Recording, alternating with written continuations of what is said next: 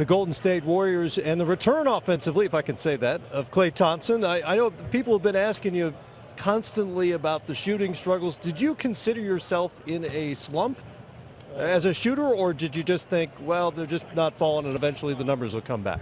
They'd come back. I always believe in that. And when you're winning, it's easy to avoid a slump, you know? So I wasn't complaining, and just got to stick with it. And for me, I've been in this league too long. I had too many good nights of shooting the ball to ever doubt myself. And I think the difference for me tonight was just getting some easy looks early at the rim, taking good shots, and just, you know, being aggressive off the ball. I think for me, all through the year, you basically have a new player on your team. Not saying your shooting is obviously, if it's either you or Steph or Durant as the best shooters in the world. We all know that. Are there different shots, though?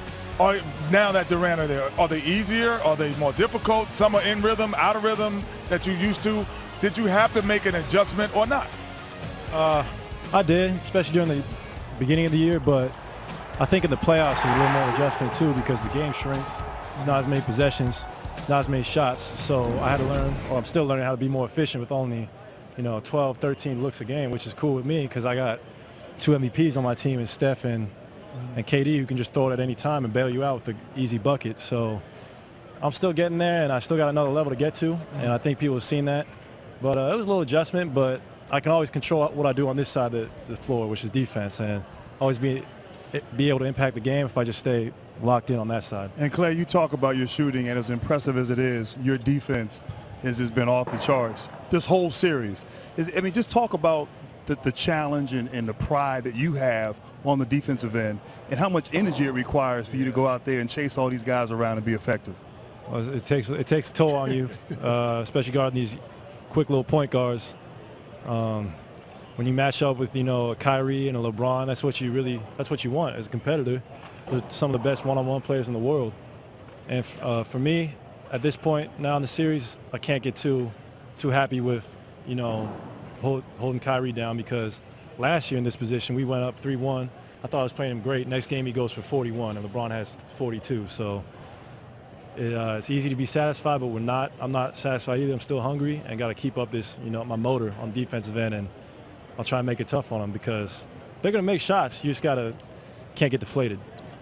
Jerry West and I were talking, and we were talking about you as you were warming up in Game 1.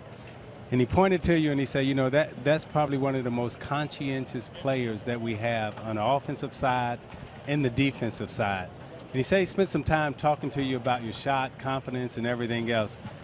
Tell us what he was telling you and what you two talk about. Well, Jerry, I love Jerry because he always cuts to the chase. He doesn't sugarcoat anything. He's going to tell you what he thinks. And he's told me how good I am and just to get it back. And same with, I saw Rick Barry too in the beginning of the night tonight. Yeah.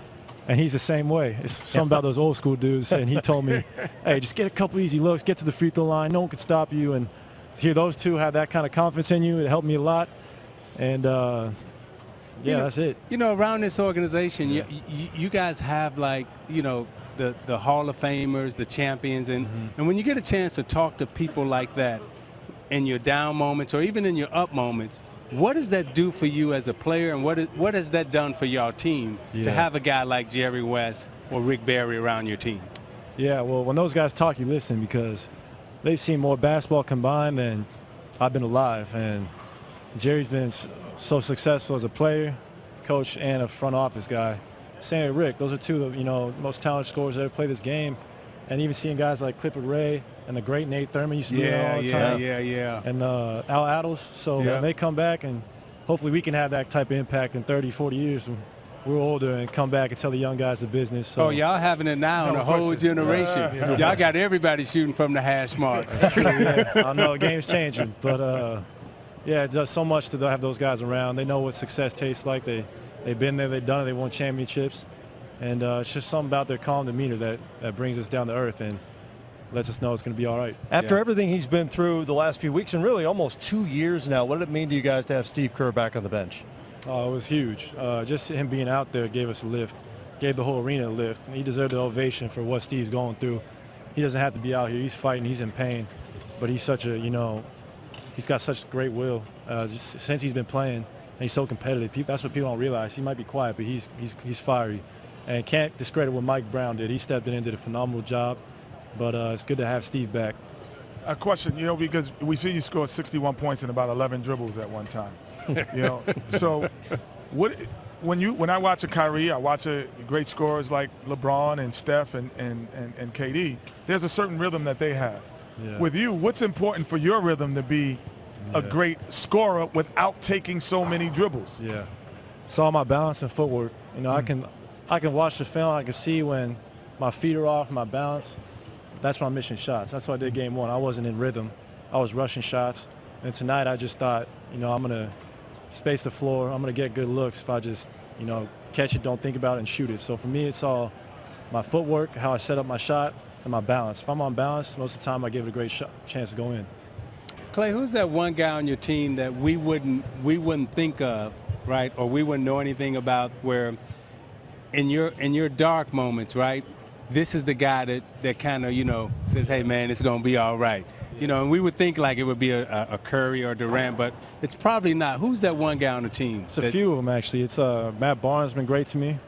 I mean, he's seen so much hoops in his 15 years. He's been around the whole league, journeyman, fighter. And he always tells me, it doesn't matter if your shot goes in. That's just a bonus. The way you're playing defense is helping us win every night. Yeah. And same with, a guy like Zaza who can make light of every situation. And the whole coaching staff. Zaza's a jokester? Zaza is a jokester. You caught me with that one. Yeah, you were right, Isaiah. I would have never thought that one. Yeah.